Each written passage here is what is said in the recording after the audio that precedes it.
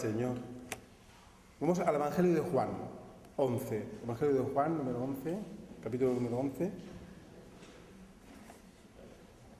Del 1 al 6. Y después, seguidamente, iremos del 17 al 44. Evangelio de Juan, capítulo 11, del 1 al 6.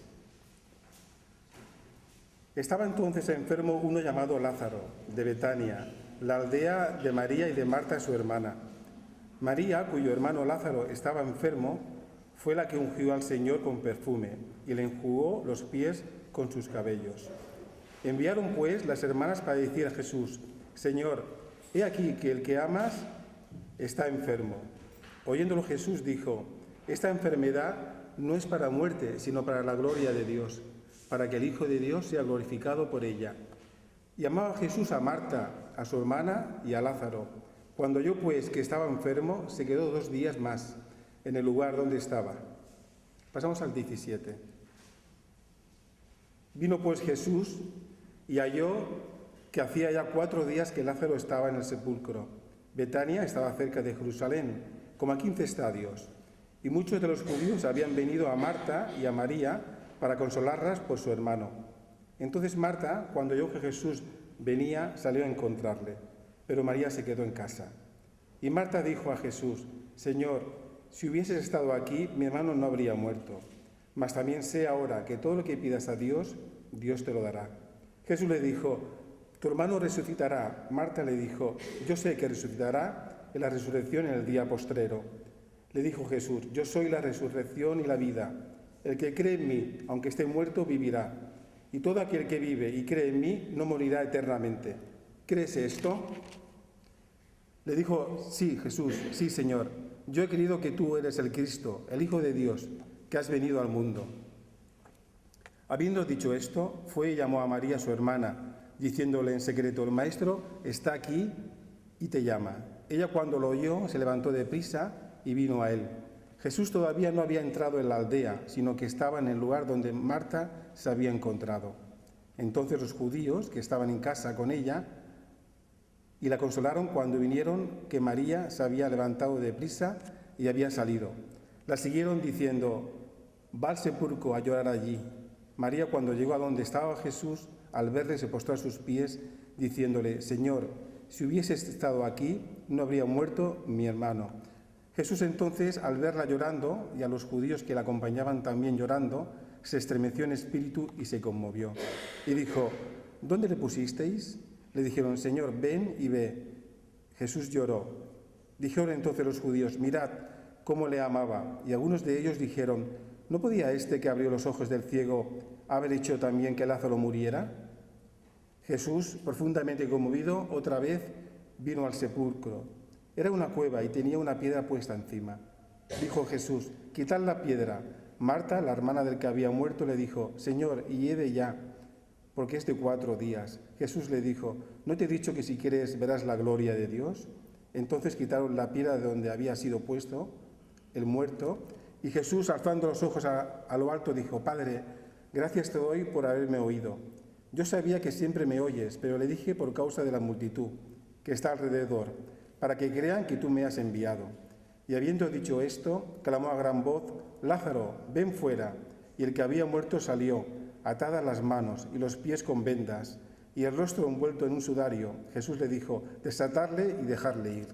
Amén.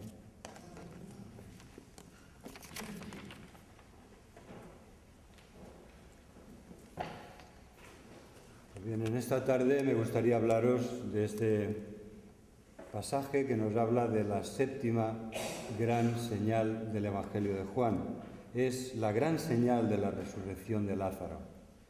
Ya sabéis que el Evangelio de Juan se organiza alrededor, es un relato que está estructurado de manera que va hablando de las grandes señales que Jesucristo hizo de parte de Dios, que le acreditaban como el Hijo de Dios.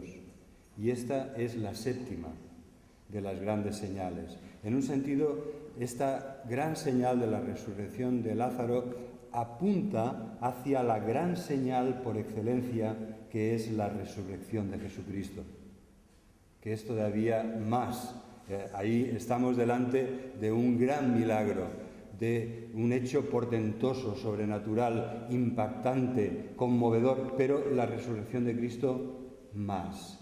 Es de una naturaleza diferente, como veremos a continuación. Pero ya esta señal, este milagro apunta hacia lo que es la resurrección arquetípica por excelencia, ¿no?, de la que todas las demás encuentran su significado, su sentido y su base, ¿no?, que es la resurrección de Jesucristo. ¿Cómo actúa Jesús ante la enfermedad? ¿Cómo actúa Jesús ante la muerte de un amigo? ¿No? El relato nos responde a estas preguntas. ¿Cómo actúas tú? ¿Cómo actúo yo ante la enfermedad o la muerte de un amigo, de un ser querido? Os propongo que reflexionemos juntos para que podamos aprender cómo podemos hacer frente a las grandes crisis de la vida de manera que nos acerquen más a Jesús y también que nos acerquen más a los demás, a los que nos rodean, a nuestros seres queridos. ¿Cómo podemos hacer para que las crisis nos fortalezcan en la fe y nos hagan mejores personas? Porque, ¿sabéis? La crisis es como las dos caras de una moneda.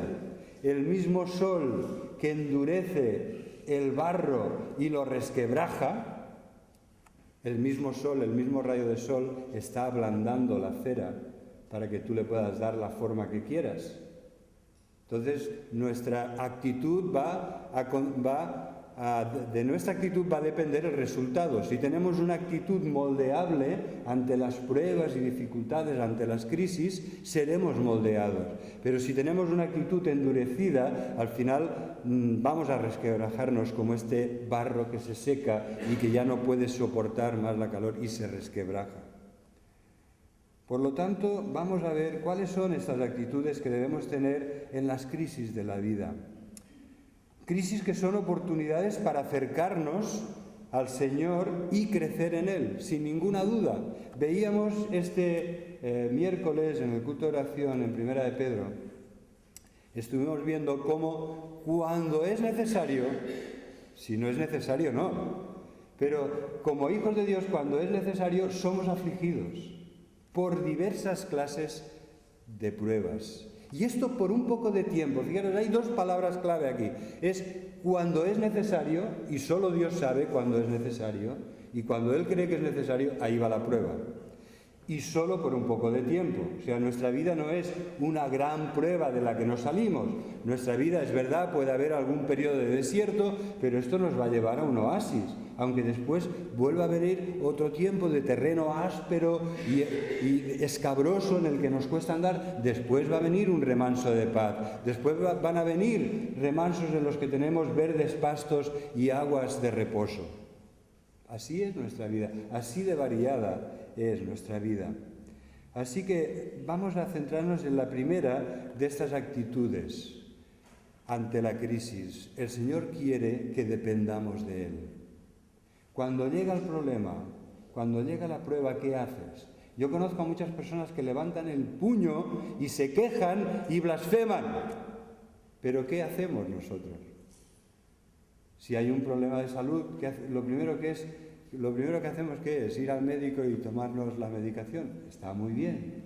Eso está muy bien, eso es lo que debemos hacer, humanamente hablando, es lo que debemos hacer. Pero es que tenemos el privilegio de conocer a aquel que sana todas nuestras enfermedades, que cura todas nuestras dolencias, que llevó nuestros pecados en la cruz y que murió para llevar todas nuestras llagas y dolencias y heridas y todo lo que suframos en la vida, de toda índole, físico, psíquico, espiritual. El Señor ha cargado todo lo que nos puede hacer daño y lo ha transformado por su gracia.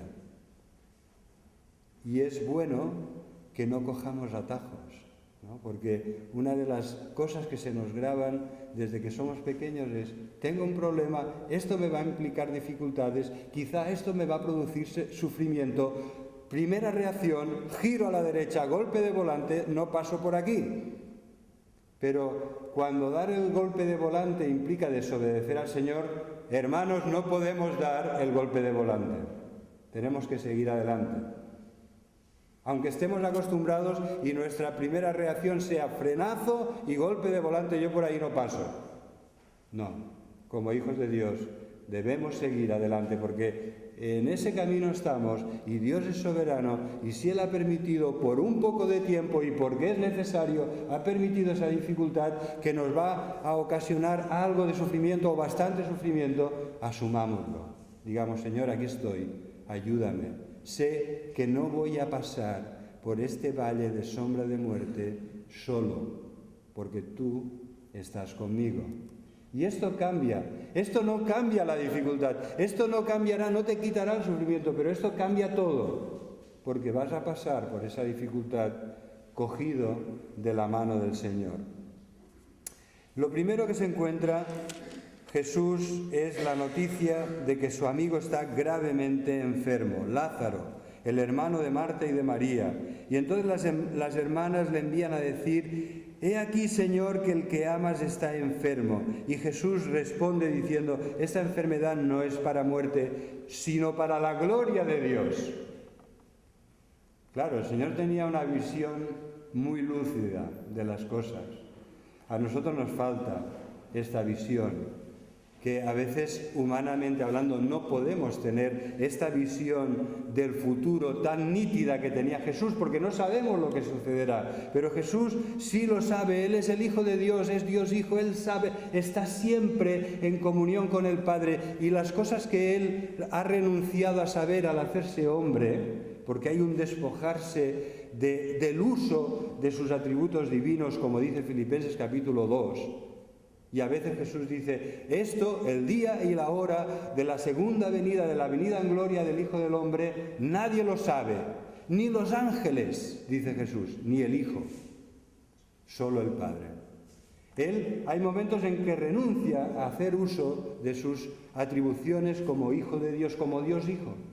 ¿Por qué? Porque se ha humillado y se ha hecho hombre y se ha hecho obediente y se ha hecho siervo y se ha hecho obediente hasta la muerte y muerte de cruz.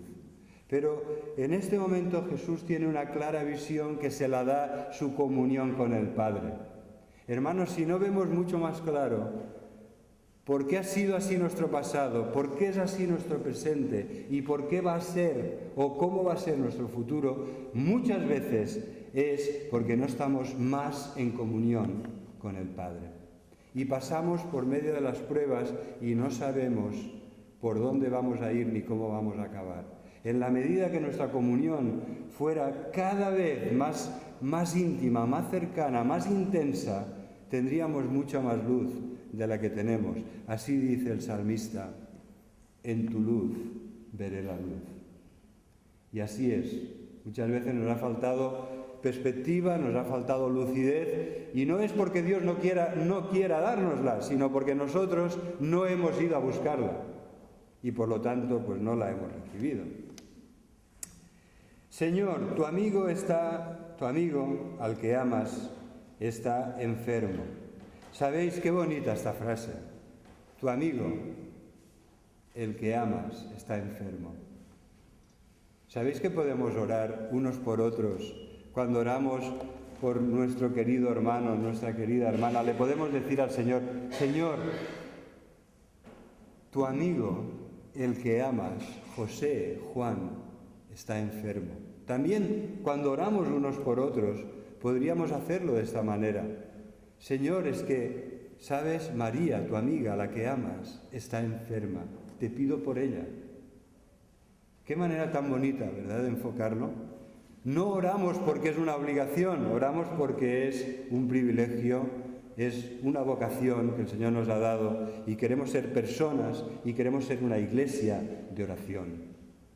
Y oramos por nuestros amigos que Dios ama y pedimos por ellos porque están enfermos o porque están en el paro o porque están en esa o en aquella situación de necesidad.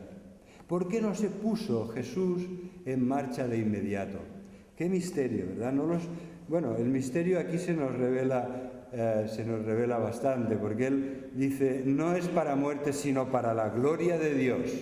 Y entonces deja pasar 2 días, porque él quería resucitar a su amigo, pero tenía que ser para todos evidente, aún para los supersticiosos, que ese amigo de Jesús estaba completamente muerto.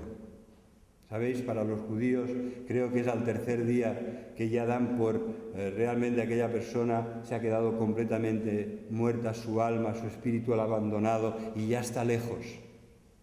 Y Jesús, en este sentido, al esperar más, lo que está haciendo es dejar constancia de que no es una catalepsia lo que le sucedió a Lázaro, sino que estaba realmente muerto. Entonces aquí tenemos lo que para la familia era incomprensible, para nosotros no lo es, porque tenemos la revelación. Jesús dejó pasar más tiempo del normal, no es que se despreocupara de su amigo, no es que pasara de la angustia de las hermanas de Lázaro, sino que él buscaba la gloria de Dios y debía dejar pasar un tiempo y así lo hizo.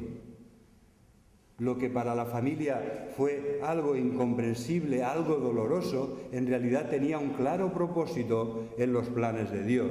Y Jesús seguía los dictados, ¿no? Paso a paso, el programa que el Padre había establecido para él. No se movía solo por los sentimientos como tantas veces hacemos nosotros. Jesús no dejó solo a Lázaro. En el valle de sombra de muerte, Jesús estaba con él. Aunque físicamente estuviera lejos, Jesús estaba allí. ¿Sabéis? A veces el problema no es que Dios nos haya dejado, solos, sino que nos sentimos así. El problema es que nos sentimos así. No sabemos positivamente que eso no es así. Que el Señor nos ha dicho, no te dejaré y no te desampararé, nunca jamás te desampararé, y que utiliza 5 veces las partículas de negación para darle el máximo énfasis posible. No, nunca, nunca te dejaré, jamás y de ninguna manera te desampararé. No se nos puede dar mayor... Vosotros utilizáis 5 veces, ¿os imagináis cuando habláis apasionadamente en una discusión, que le dijeras a alguien no, no, no, no y no? Realmente quieres dar mucho énfasis, ¿verdad? Pues esto es lo que dice el Señor en esa promesa. Hay 5 partículas negativas. Que no te dejaré de ninguna manera, nunca, jamás, no te desampararé. 5 veces. Y nosotros no nos lo creemos. Pues mirad, a veces es como si no nos lo creyéramos. Nos sentimos solos, nos sentimos desamparados, estamos, en vez de levantar la oración del hijo confiado, estamos levantando la queja del amargado. Y el Señor nos ha prometido, y nunca falla, nunca nos decepciona, que Él jamás nos dejará ni nos abandonará. Hay una prueba de valor que se practicaba en una de las tribus de los indígenas de Norteamérica, de los indios, que consistía que cuando el adolescente debía pasar a ser adulto y podía ser si superaba las pruebas, ¿no? Que le hacían varias pruebas, podía ser ya uno de los guerreros de la tribu como los demás. Una de las pruebas, la prueba final, es que este adolescente era llevado por su padre al bosque y allí le vendaba los ojos y tenía que pasar un día y una noche en el bosque. Ya os podéis, por favor, poneros en su lugar. 1000 ruidos.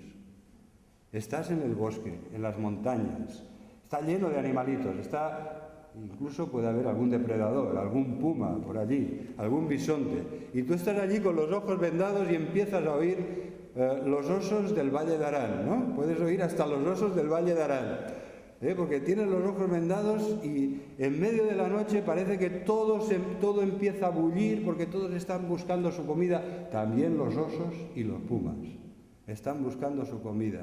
Y ahí tienes al joven indio con los ojos vendados en un claro del bosque, atado hasta que venga la madrugada y vengan a buscarlo.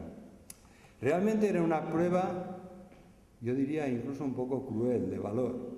Tenías que ser muy valiente, o tenías que ser capaz de superar tus miedos y no morir en el intento, porque seguro que pasaban un miedo toda la noche terrible, ¿no? Pero bueno, allí estás intentando no morir en el intento.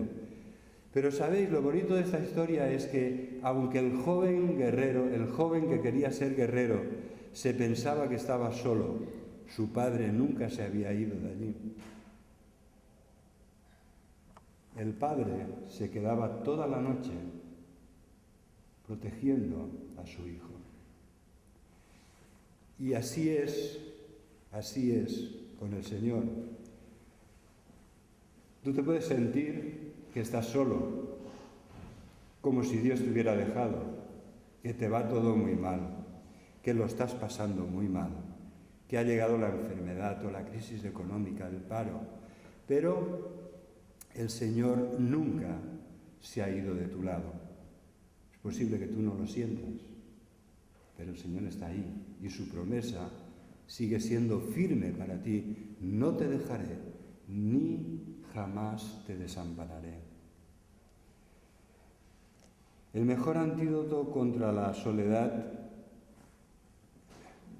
es la amistad, es las relaciones humanas significativas, auténticas.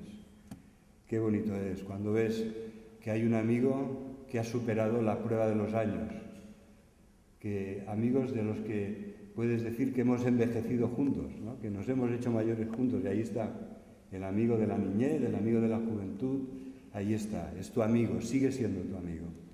La palabra de Dios habla mucho y muy bien del amigo. El amigo fiel, dice Proverbios, no tiene precio porque en todo tiempo ama el amigo.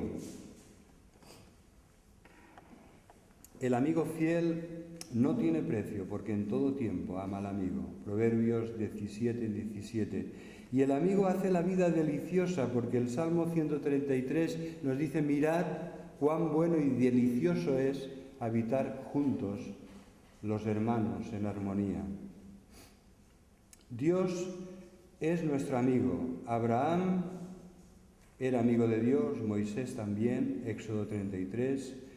Se nos dice del Señor que Él es el amigo de los hombres. Dios no es un Dios de ira, sino que Él es el amigo de los hombres. Perdona la interrupción, que no se grabe esto, necesito un pañuelo para la alergia y no lo llevo. Gracias.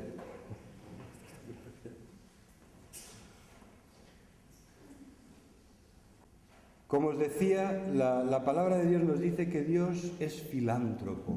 Es una palabra muy bonita. Filántropo quiere decir el amigo de los hombres. Y esta palabra se aplica a Dios en Tito 3:4. Dios es filántropo. Es el que ama al hombre, el que ama como amigo al hombre. Y entonces, sin ninguna duda, Jesús encarnó este amor de Dios hacia los hombres y Él era, no me cabe ninguna duda, un buen amigo de sus amigos. Era un fiel amigo. Era un amigo que vale la pena tener. Es un amigo que tú y yo tenemos el privilegio de tener y que si tú todavía no lo tienes, puedes también tener. Si te arrepientes de tus pecados y confías en Él, tú puedes también ser amigo de Jesús, amigo o amiga de Jesús. Jesús, de hecho, nos dice que somos sus amigos y que incluso nos dirá lo que va a hacer. Juan capítulo 15 nos habla en estos términos: ya no os llamaré siervos, porque vosotros sois mis amigos y yo os voy a decir lo que voy a hacer. Yo os he escogido a vosotros para que vayáis y llevéis fruto, y llevéis mucho fruto, y vuestro fruto permanezca. Así hablaba Jesús, el amigo al corazón de sus amigos, sus apóstoles. Dime con quién vas, dice el refrán, y te diré quién eres. Si queremos ser un buen amigo, si queremos tener un buen amigo, no te equivoques, es Jesús. Pero si queremos ser un buen amigo de los demás, tampoco te equivoques, debemos seguir el ejemplo de Jesús. Y yo estoy convencido de que el Señor quiere no solo que seamos hermanos, porque sabéis que seamos hermanos no depende ni de ti ni de mí, depende de nuestro Padre que nos ha engendrado. No es opcional, somos hermanos y hermanas en Cristo. Pero el Señor quiere que además de hermanos seamos amigos. Que yo diría que esto es añadir un plus. Y que nuestra iglesia esté compuesta no solo de hermanos y hermanas que se aman, sino de hermanos y hermanas que somos amigos. que cultivamos la amistad fraternal de los hijos de Dios. Y entonces veremos cómo en nuestra vida muchas cosas mejoran. La soledad, cuán frágiles nos hace la soledad. ¿Y cuántas personas hay muy solas? También, ¿sabéis? También en nuestras iglesias hay personas que están muy solas, que necesitan, y les iría muy bien tener buenas amistades, y que los hermanos de la iglesia no solo seamos hermanos, sino que también seamos amigos suyos, y que pasemos tiempo con ellos, y que estemos por ellos, y que les ayudemos, y que les hagamos compañía. Es así. Es así, y como padres, ¿no? Ya lo sabemos, ¿no? Cómo nos preocupa cuando nuestros hijos van con personas que decimos, ay, ay, ay, ¿qué amigos ha echado? ¿No? Si os paráis a pensar y miráis atrás en vuestra vida, ¿verdad que seguramente de las cosas más importantes que habéis hecho es escoger amigos? Algunos para mal y otros para bien. Algunos han tenido una influencia que mejor que no hubieran estado ahí, y otros en cambio han sido casi como ángeles que Dios ha enviado para influir para bien en tu vida. Así que también en la iglesia, qué bonito, ¿no? Que además de hermanos, el Señor quiere que seamos amigos y que tengamos esta buena influencia sobre los demás. Porque si no escoges bien tus amigos, Dios se ofende. Mirad, en Santiago capítulo 4 nos dice que la amistad del mundo es enemistad contra Dios. Había un conocido cantante suizo, Philippe Chanson, realmente el apellido iba con él, pues se llamaba Canción de apellido, o sea que lo tenía escrito ya cuando su padre le puso, ¿no? Le transmitió su apellido paternal, y él era muy bueno y tenía letras muy poéticas, y una de ellas le decía, Señor, Señor, perdóname por tantas veces que le he estado dando besitos a este mundo. Y yo creo que estaba pensando en este pasaje, que la amistad del mundo es enemistad contra Dios. Y nosotros estamos aquí en este mundo y estamos dándole besitos a las cosas de este mundo. Y el Señor quiere que seamos sus amigos. Y esto tiene un aspecto de exclusividad. No podemos ser amigos de Dios y amigos del mundo. Son amistades excluyentes. Y el Espíritu del Señor nos anhela celosamente. Él quiere que seamos sus amigos. Yo creo que también, sabéis, en nuestras vidas, ahora para sacar una lección, algo que tiene que ver con nosotros, de lo que está sucediendo aquí en Juan capítulo 11,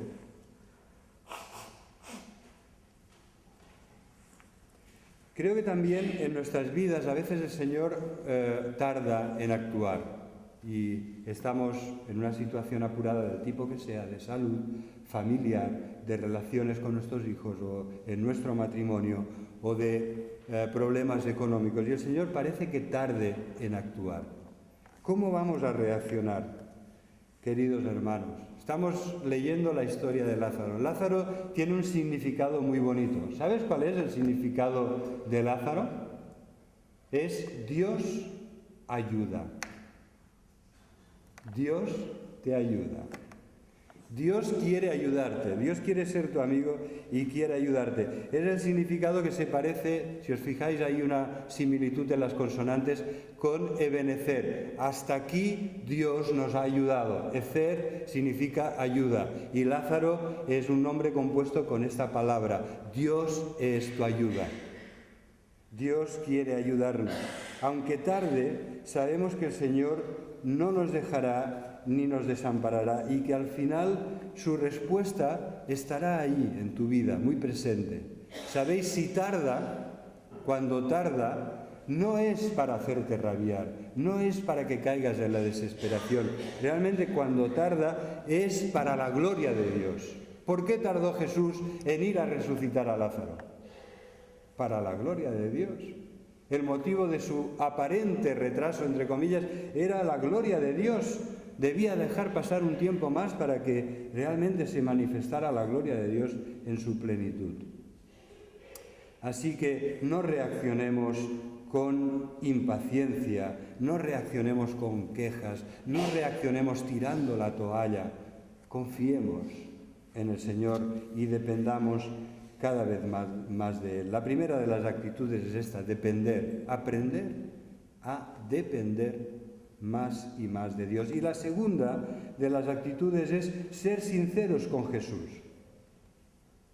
Mirad, aquí tenemos hoy a dos Martas, ¿no? Y la protagonista, una de las protagonistas que no quiere decir que sean como la Marta de la Biblia, ¿eh? La Marta de la Biblia tenía grandes valores y alguna vez se equivocaba, ¿verdad? Marta alguna vez era impaciente y era así muy directa en sus expresiones.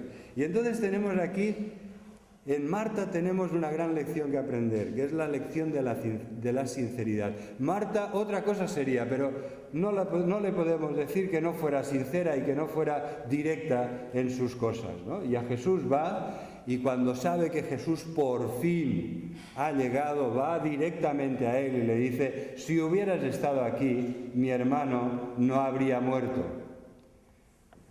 ¿Hay un pequeño reproche en estas palabras?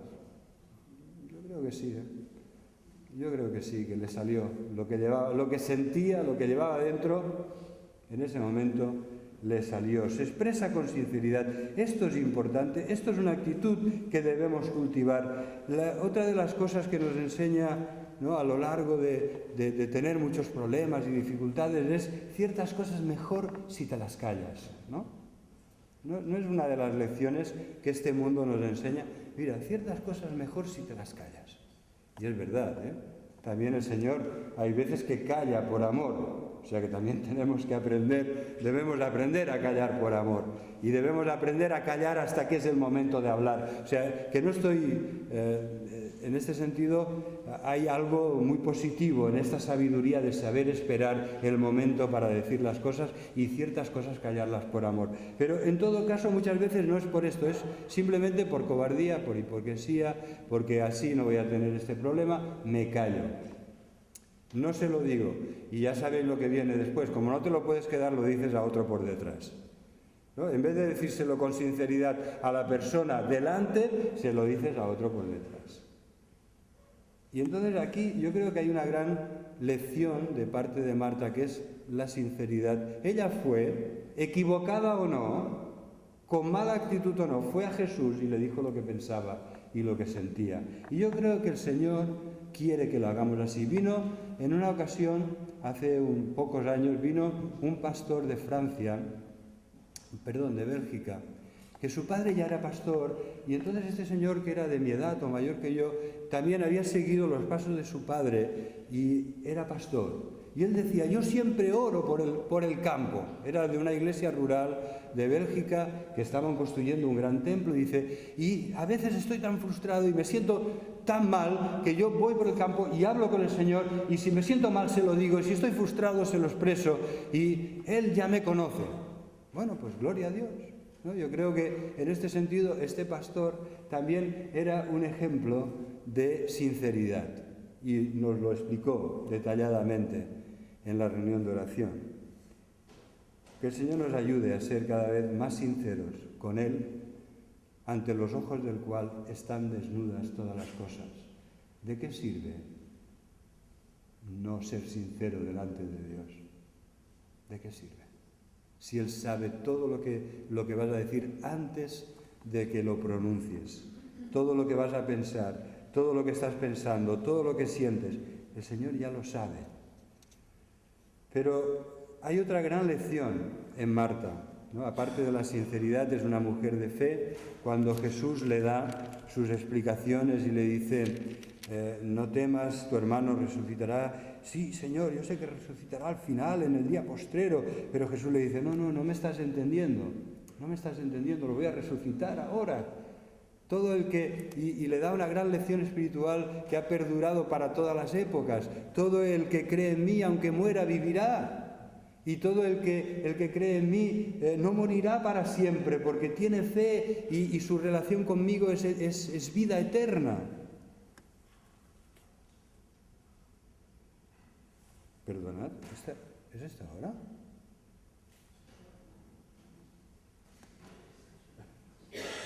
Vale, no, es que, perdón. Digo, hoy sí que no me he dado cuenta y me he alargado. Tengo las 8, como aquel reloj no va bien, he mirado el mío, tengo las 8.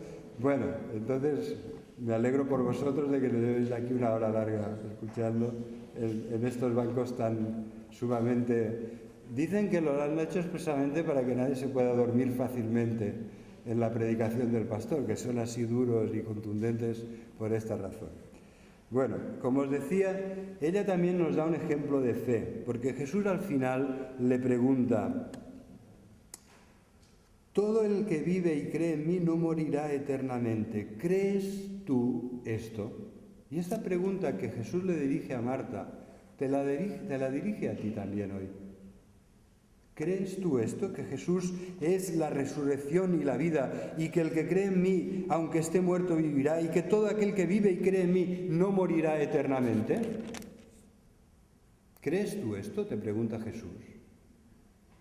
La respuesta es tremendamente trascendente, es decisiva, te coloca a un lado o a otro, ¿no? Yo pido al Señor que todos los que estemos aquí salgamos hoy diciendo: sí, Señor, como Marta, ¿no? Que hagamos nuestras las palabras de Marta y digamos: sí, Señor, yo creo que tú eres el Cristo, el Hijo de Dios, que has venido a este mundo. Lo he creído y lo creo firmemente, ¿no? Yo creo que tú eres el Hijo de Dios, porque claro, Jesucristo aquí está haciendo algo maravilloso. Él dice: yo soy la resurrección y la vida.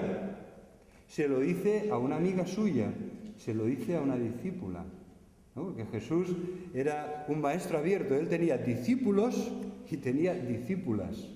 Y aquí se lo está diciendo a una persona muy cercana a él, muy amiga, que ha aprendido mucho de Jesús. Y su hermana María más. Y entonces Jesús le dice: ¿crees tú esto? Y ella dice: sí, sí, Señor, yo creo que tú eres el Cristo, el Hijo de Dios, que has venido al mundo para salvarnos. Esta es la respuesta que el Señor quiere oír. Dios quiera que todos los que estamos aquí podamos decir: sí, sí, yo creo, Señor, ayuda a mi incredulidad, aumenta mi fe, pero sí, yo creo, yo sé que... Porque fijaros, el quid de la cuestión con la fe es: ¿tú crees que Jesús es digno de confianza o no? Este es el quid de la cuestión. La fe no es algo que tú haces, no es algo que tú produces, es que resulta que Jesús te está hablando, que Él te está diciendo: yo soy la resurrección y la vida, y tu respuesta va a indicar dos cosas: que le consideras, número uno, que le consideras digno de confianza, y número dos, que no le consideras digno de confianza. ¿Crees tú esto? Sí, Señor, claro que creemos porque sabemos que Él es absolutamente digno de confianza. Nunca encontrarás a nadie más, nunca más podrás encontrar un fiel amigo que sea tan absolutamente digno de confianza como lo es Jesús. La fe no es un mérito nuestro, es poner los ojos y darte cuenta, que Dios te ilumine para que te des cuenta de quién es Jesús. Él es absolutamente digno de toda tu confianza. Y nuestro problema, como el de los discípulos del tiempo de Jesús, como el de Marta, nuestro problema es un problema de falta de fe. Tenéis una fe así de pequeña, decía Jesús, así de pequeña. Si fuera como un grano de mostaza, que es muy pequeño, ¿no? Pero Jesús decía: oligopistoi, es decir, tenéis una fe minúscula. Necesitamos tener más fe. Y la fe, el Señor ya sabe cuál es la receta, es: alimenta tu fe con la palabra de Dios, con sus preciosas y grandísimas promesas, y Dios alimentará tu fe porque te hará pasar por diversas clases de prueba cuando es necesario, solo cuando es necesario y solo por un poco de tiempo, para que tu fe sea hallada en alabanza, gloria y honra cuando Cristo vuelva. Ahora yo quisiera pediros un esfuerzo de ponernos en aquel lugar, en aquel momento y en aquel lugar. Imagínate que tú estás escuchando a Jesús, esta conversación, este diálogo con Marta.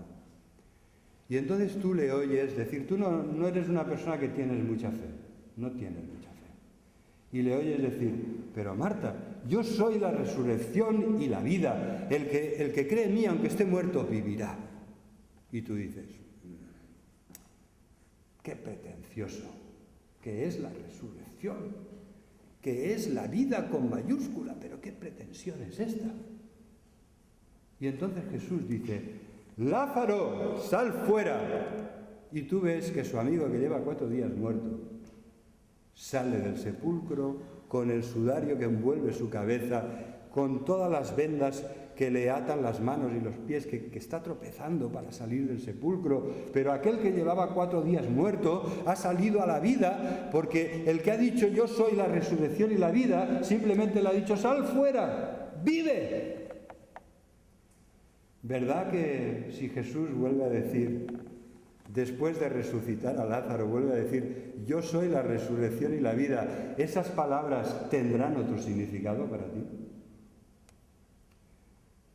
Claro que sí, tendrían un significado completamente diferente, porque hemos visto que no son solo palabras, que es el autor de la vida quien las está pronunciando.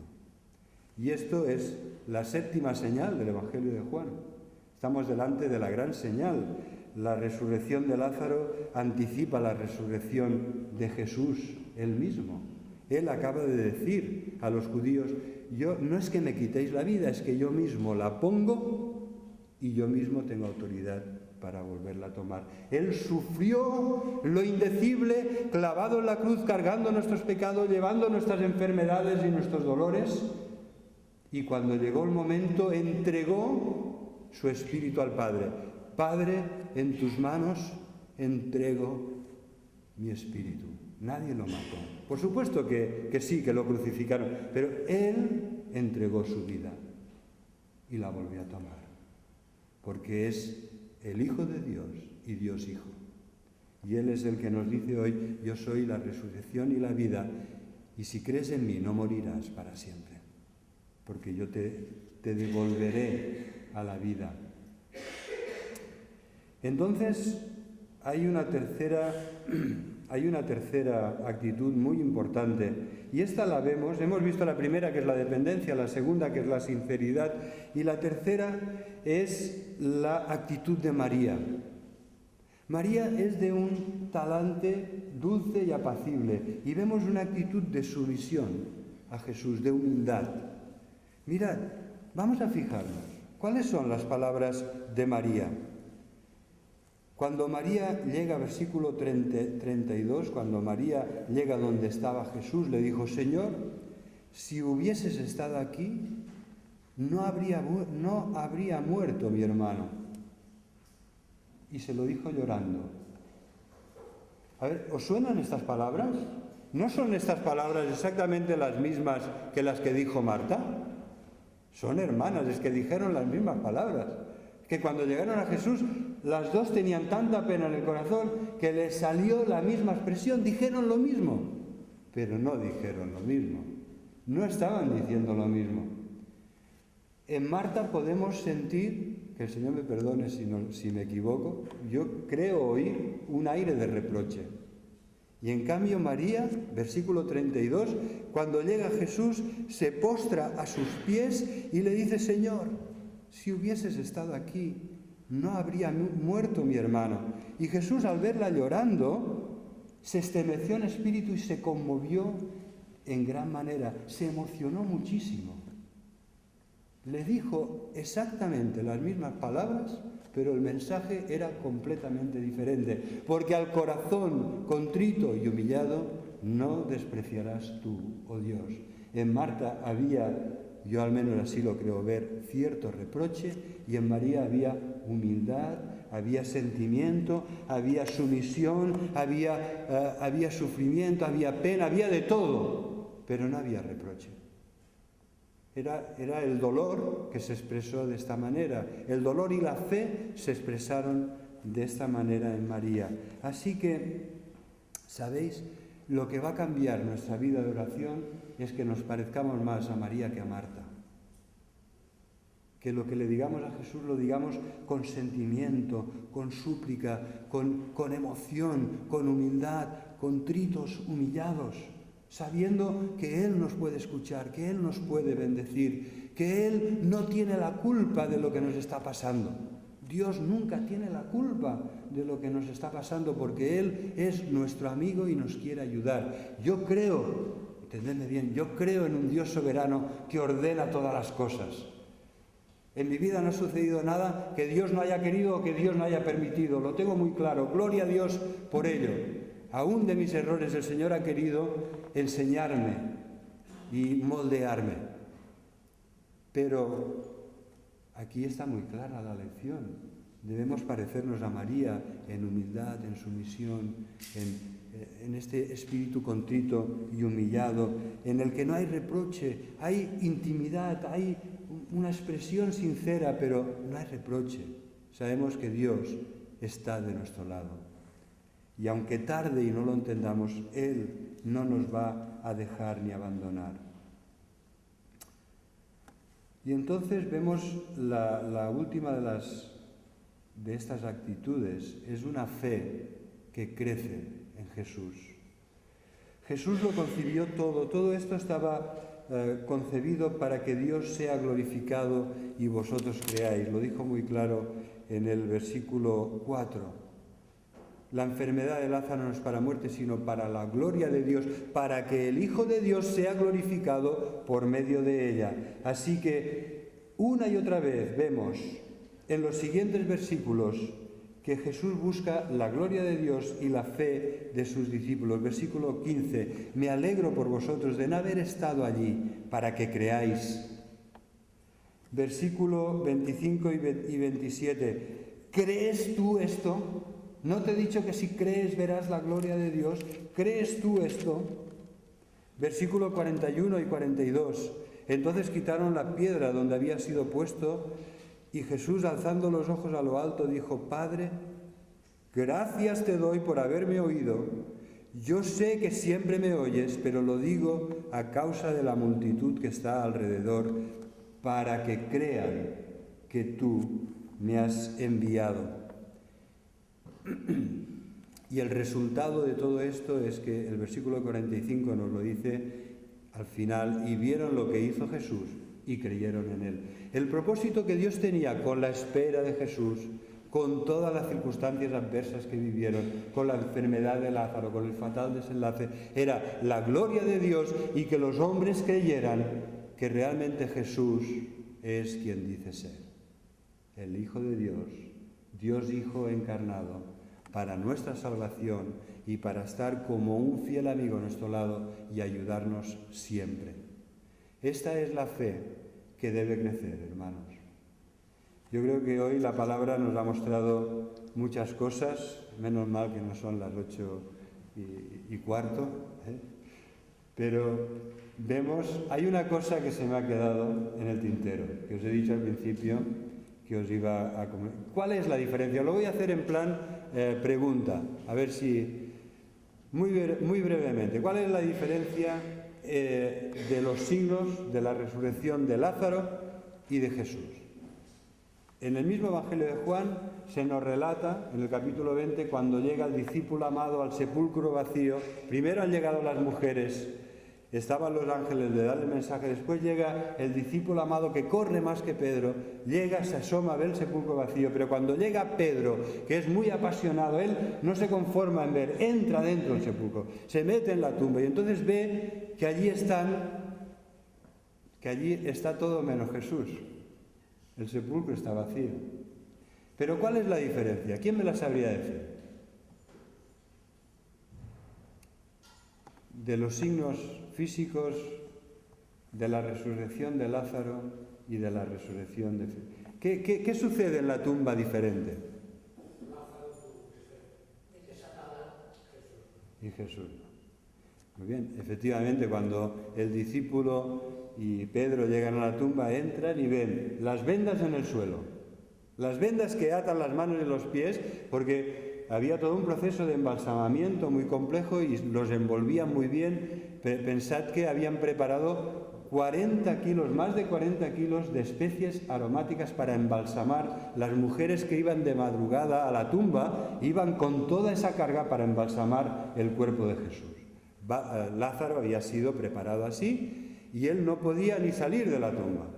Estaba completamente atado, de manos y pies, completamente envuelto en las vendas que estaban impregnadas en los perfumes y en todo ese bálsamo preparatorio. Pero Jesús, todo eso queda ahí, queda en el suelo de esa cámara mortuoria, y además hay un dato significativo, que es que el sudario que envolvía su cabeza aparece ahí como plegado. ¿Os imagináis lo que sucedió cuando el cuerpo de Jesús resucitó? Él tenía necesidad de abrir las puertas para entrar a los aposentos donde estaban los discípulos. No. ¿Tenía necesidad de quitarse las vendas o de desenrollarse el sudario con el que había sido envuelto? Tampoco. Seguramente lo que indica el Evangelio de Juan es que en la resurrección de Jesucristo todo quedó tal como estaba dentro de la tumba, menos el cuerpo, que fue glorificado, ¿no? Y esto nos indica que la resurrección de Lázaro no es todavía lo que será nuestra resurrección, porque él resucitó físicamente y tuvo necesidad de que le quitaran todo. Su cuerpo seguía estando limitado, el cuerpo de Jesús no. Su cuerpo seguía siendo un cuerpo de carne y de sangre, mortal. El cuerpo de Jesús no. Era un cuerpo glorificado. Y en nuestra resurrección, nuestros cuerpos serán transformados a imagen y semejanza del cuerpo de Jesús. Pues queridos hermanos, que el Señor os bendiga. Hemos aprendido hoy que además de que en las crisis, en las dificultades, la actitud es lo que cuenta. Como vemos que hay una actitud tan diferente de María a la de Marta. La actitud es lo que cuenta. Debemos aprender a tener una actitud de dependencia de Dios. Debemos aprender a tener una actitud de sinceridad ante Dios. Debemos también aprender a tener una actitud de humildad, de sumisión ante Dios y su voluntad para nuestra vida. Y sobre todo, debemos aprender y tener la actitud de amistad. Somos hermanos y somos amigos. El Señor quiere que desarrollemos unas relaciones profundas, sinceras, significativas. El Señor quiere aumentarnos la fe, esa fe que a veces es tan pequeña, tan minúscula, que no nos permite apropiarnos de los mandamientos, de las directrices y de las promesas del Dios Todopoderoso. Que el Señor nos bendiga.